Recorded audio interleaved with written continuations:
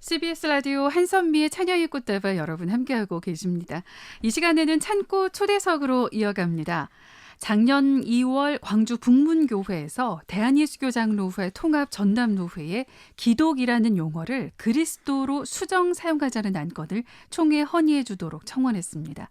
그리고 전담노회는 이 안건을 2019년 봄 정기노회 본회의에 상정해서 만장일치로 총회 헌의를 의결했는데요. 이후 헌의한 안건은 어떻게 진행되고 있고 왜 기독이라는 용어를 그리스도로 수정해서 사용해야 한다고 청원을 한 건지 자세한 내용을 오늘 직접 광주 북문교회 김형곤 목사님을 모시고 얘기 나눠보겠습니다. 목사님 자리 함께하고 계시는데요. 안녕하세요. 안녕하세요. 반갑습니다. 네. 먼저 기독이라는 이 용어를 그리스도로 수정 사용하자는 안건을 총회에 헌의하도록 광주 북문교회가 통합교단 전담노회에 청원을 하셨어요. 그리고 2019년 봄 정기노회 본회의에 상정해서 만장일치로 총회 헌의를 의결했는데요. 이후에 안건은 어떻게 되고 있는지 궁금해요. 예, 이 안건이 계획대로 작년에 대한예수교장로회 통합교단 총회에 헌의가 되었습니다. 네. 다만 총회에서는 이 안건이 너무도 중요하다고 판단이 되어서 네. 작년 총회에서 바로 결정을 하지를 못했습니다. 네. 그래서 산하의 그 교육자원부에 이 문제를 1년 동안 연구한 뒤에 이제 금년 9월 이미 지났죠. 그 총회에서 보고하도록 조치를 했는데 네. 코로나19가 터지는 바람에 특별소위원회가 자주 모임을 못했습니다. 그랬군요. 네. 그래서 다시금 1년을 좀 연장해 주십시오라고 총회에 그 허락을 얻어서 네. 지금 연구 중에 있고요. 네. 이대로 가게 되면은 내년도 총회에서 아마 본회의에 상정될 것 같습니다. 계속 연구 중에 있다는 말씀은 지금 어떤 뜻인가요? 이 용어가 지금 100년 이상 사용해 온 거 아닙니까? 네. 근데 과연 그런 용어를 수정할 필요가 있겠는가? 또 수정했을 때 어떠한 문제들이 발생할 것인가? 네네. 이런 것들을 좀 특별소위원회가 좀 더 깊게 살펴보면서 네. 또 공론화하는 그 기간을 필요로 한 것이죠. 그래요. 네. 하루아침에 이 기독이라는 용어를 지금 쓰고 있는데 바꾸기는 그렇죠. 쉽지 않으니까요. 맞습니다. 내년 9월에 열리는 총회 본회의 상정 결과를 지켜봐야 할 것 같은데 그렇다면 궁금합니다. 기독이라는 용어를 왜 그리스도로 수정해서 사용해야 한다고 말씀을 하시는 건가요? 예, 우선 간단한 예를 하나 들어보겠습니다. 네. 가령 어떤 가정에서 초등학생이나 중등학생이 엄마 아빠나 할머니 할아버지께 이러한 질문을 던졌습니다. 아빠, 기독교, 기독학생, 거기에 나타나는 기독이라는 말이 무슨 뜻이에요? 만약에 이렇게 물어온다면 네. 어떻게 답변할 것 같습니까? 아마 좀 난감할 거예요. 그렇네요. 너무도 뻔한 말인데 네. 막상 답변하려고 하니까 선뜻 대답이 나오지 않습니다. 그냥 뭐 한자다라고 맞았어요. 뜻풀이만 해줄 것 같은데. 그렇습니다. 네. 그런데 어쨌든 이렇게 우리 신앙에 있어서 굉장히 기본적인 용어 이 하나를 제대로 답변해 줄 수 없다면 이 용어는 분명히 문제가 있는 거 아니겠습니까? 네.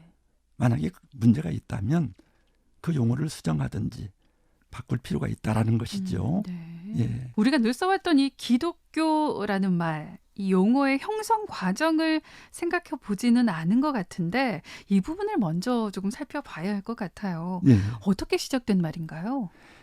예, 이 기독이라는 말은 중국의 선교 과정에서 생긴 말이죠. 맨 처음 그리스도라는 그 주님의 이름을 중국인들에게 전하면서 생긴 말입니다. 네, 네. 예, 중국의 그리스도교 역사를 뭐 길게는 말할 수 없지만 짧게 말한다면은 이미 7세기 당나라 때부터 이미 우리가 소위 알고 있는 경교로부터 시작이 됩니다. 그러나 본격적인 선교는 16세기 말부터 가톨릭의 그 예수의 선교사님들에 의해서 이루어집니다. 네. 근데 이분들이 그때에 예수 그리스도를 전하면서 과연 중국어로 어떠한 글자를 써서 예수 그리스도를 표현할 것인가. 이건 굉장히 중요한 말이죠. 네. 발음이 같아야 되고. 근데 어쨌든 중국 이 용어에는 새로 생기는 말로서 이제 만들어야 되기 때문에 네. 굉장히 고민하면서 이 작업을 했던 것이죠. 그래서 예수라는 이름은 이미 1610년대에 야소라고 쓰고 네. 중국 발음으로는 예수라고 읽는 지금 그 야소라는 말이 벌써 400년 동안 그때부터 써서 형성이 됐고요. 네. 이제 그리스도라는 말은 역시 똑같이 한자어로서 같은 발음을 찾다 보니까 우여곡절을 많이 겪었습니다. 그러다가 기리사독이라는 그런 우리식 그 발음으로 한다면 기리사독이요. 예, 예. 네, 네. 예, 그게 중국어로는 기리스두라고 발음됩니다. 그리스도에 가깝죠. 네. 그래서 그들은 그들의 발음으로는 정말 그리스도를 바르게 표현한 것입니다. 기리수도. 네. 예. 근데 이 기리스두 우리식으로 기리사독을 직접 써보시면은 한자가 43번 그어야 됩니다. 43획. 예. 예. 네, 네. 그러니까 예수님, 주님, 그리스도 이름 한번 쓰는데 43번 획을 긋다 보면 시간 다 가겠죠. 너무 어려워요. 그렇군요. 네. 예, 그래서 그걸 줄이게 됩니다. 네. 첫 자의 기자와 마지막 자 독자를 써서 기독으로 줄여버립니다. 그렇군요. 네. 그들의 발음으로는 기두가 되겠죠. 네. 그래가지고 이렇게 쭉 사용했는데 심지어는 성경 번역도 야소, 기독 이렇게 성경 번역을 했습니다. 중국어 성경에서. 중국 성경에 네. 한문으로. 네. 그 성경이 일본어로 갔고요. 네. 일본에서도 기독이란 말을 쓰기 시작했습니다. 그랬군요. 네. 그래서 결국은 거기에 교자가 붙은 것이 19세기 후반이고 그것이 중국에서도 들어오고 일본에서도 자연스럽게 들어오면서 우리에게는 네. 기독교라는 말이 결국 형성이 되어서 쓰게 되었고 그래요. 이 말은 사실은 결론적으로 그리스도의 동아시아적 축약형이다. 저는 그렇게 이름을 네. 붙이게 되었습니다. 네. 그래서 오늘날까지 우리가 지금 사용하고 그렇습니다. 있는 건데 예. 아니, 성경에는 예수 그리스도라는 호칭이 바르게 번역이 돼 있는데 예, 예. 왜 일상 용어에는 우리가 기독이라는 용어를 사용했을까요? 예, 아주 좋으신 질문입니다.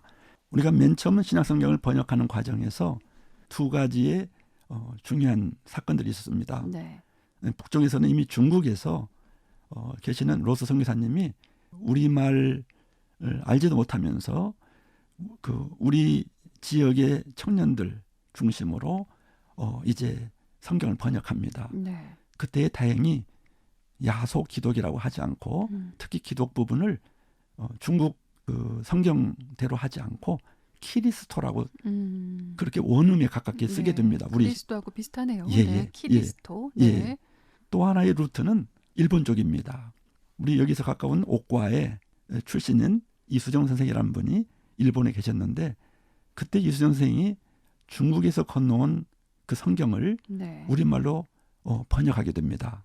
마가복음서를 번역하게 되는데 그 마가복음서 1장 1절에 예수 그리스도의 복음의 시작이다 이런 말이 나오는데 네, 네. 그 예수 그리스도 부분이 중국에서 온 성경은 야소 기독이에요. 네. 그러니까 국한문 혼용으로 우리말에도 한자로 야소 기독이라고 써놓고 그 옆에다가 예수스 크리슈도스라는 원어에 가까운 우리식의 발음을 써놓습니다. 네. 근데 그 성경을 결국 언더우드 선교사님, 아펜젤러 선교사님이 1885년에 갖고 들어오시죠. 네.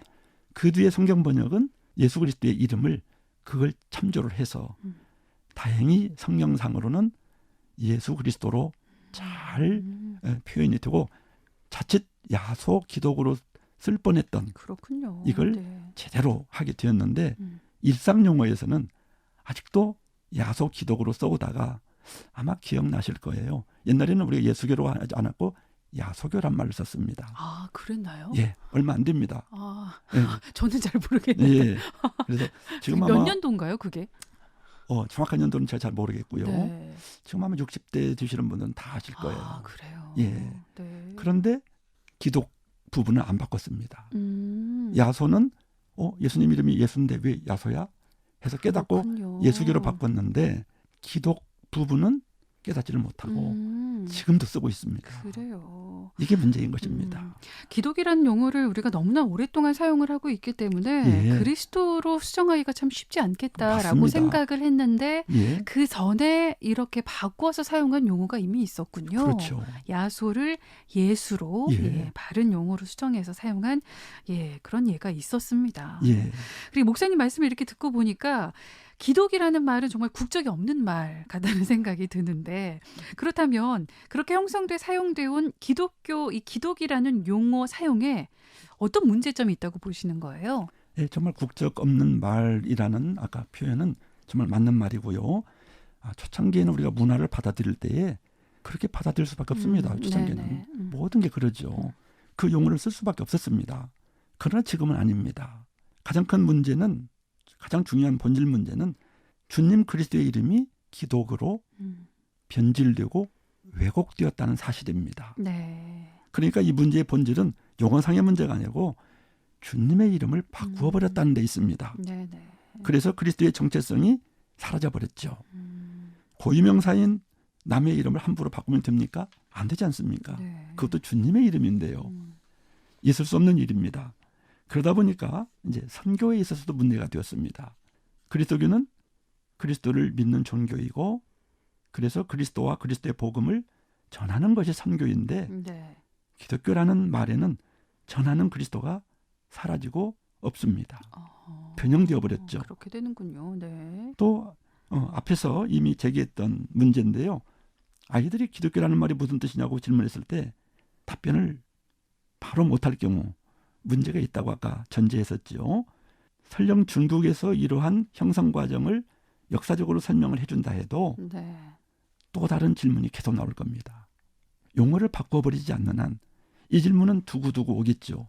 그렇기 때문에 후세대의 선교 내지는 교육에서도 문제가 됩니다. 우리 어른들이 다음 세대를 교육하면서 가장 기본적인 이런 용어 하나 제대로 마련해 주지 못한다면 다음 세대를 향한 정말 무책임한 자리에 있지 않겠습니까? 너무 중요한 문제입니다. 네네. 그러면서 결국 언어 주체성의 문제도 발생합니다. 훌륭한 우리말이 있는데 주님의称호를 우리말로 정확하게 표현할 수 있는데 왜 남의 나라 말로 번역한 국적 없는 말을 아직도 사용합니까? 사대주의 네. 그런 오해까지 받고 있고, 지금은 기독교라는 말이요, 그리스도교가 아니라 개신교를 지칭하는 용어로 와전되어서 통계청 통계도 그렇게 나오고 있고 사회 사람들이 그렇게 사용하는 것, 너무너무 네. 잘못된 용어이지요. 그렇다면 이 용어가 일단은 수정이 돼서 사용이 된다면 가톨릭과는 어떤 관계가 있게 되는 건지 그것도 조금 궁금한데요. 예, 그렇죠. 개신교, 가톨릭 모두 그리스도교라고 해야 됩니다. 가톨릭 또한 그리스도교로 해야 한다. 예, 네. 심지어는 동방 정교까지도 러시아 정교, 그런 동방 정교도 그리스도교지요. 그럼 어떻게 구분을 하죠? 같은 그리스도교 안에 있는데 네. 그걸 괄호 처리해서 개신교, 가톨릭, 정교회 이런 식으로 구분만 해주면 됩니다. 모두가 같은 형제 교단이기 때문에 그리스도교로 연합할 수도 있습니다. 다만 구분이 필요할 때 괄호 속에 개신교, 가톨릭, 정교회라고 넣어주면 되겠지요. 근데 이 부분에 대해서는 조금 반대하실 분들도 계실 것 같은데요. 이제 신학상의 문제가 조금 발생할 겁니다. 네. 그러나 2000년 교회 역사 속에서 이 문제는 거의 정립이 되었고 이제 신학적으로 정립이 이미 되어 있습니다. 네. 신학교에서 분명히 이렇게 가르칩니다. 전혀 문제가 없고요. 네네. 다만 각 교회에서 목사님들의 성향에 따라서 어느 부분을 수긍 못할 따름이지요. 그래서 대세의 흐름은 제가 볼 때 문제가 없다고 보여지고요. 우리가 먼저 정확하게 사용할 때 드디어 사회도 따라오게 될 것입니다. 그렇군요. 예, 예. 그렇다면 이렇게 기독이라는 용어를 그리스도로 수정해야 한다는 주장에 대해서 주변 분들은 어떤 반응을 보이는지도 조금 궁금합니다. 이런 이야기를 제가 이제 한번 해보면은 이 이야기를 듣고 난 직후에는 너무너무 놀랍니다. 이렇게 중요한 언어를 우리가 모르고 습관적으로 사용했다는 것을 깨닫고 네. 많은 분들이 놀라시고 그것을 이렇게 반성합니다. 그러면서도 이미 100년 넘게 사용해 온 것을 바꾸는 것에 대해서만은 또 조금 다른 그러한 반응을 보이시거든요. 특히 그리스도교 각 기관의 책임을 맡은 분들이 과거에 문서화된 것을 어떻게 수정하느냐, 또 이미 기독이라는 어휘가 들어가 있는 기관들의 명칭을 네. 어떻게 할 것이냐, 그러니까요. 괜히 긁어부스럼 내는 거 아니냐, 이러한 우려하는 반응이 있는데 그 반응은 당연한 것입니다.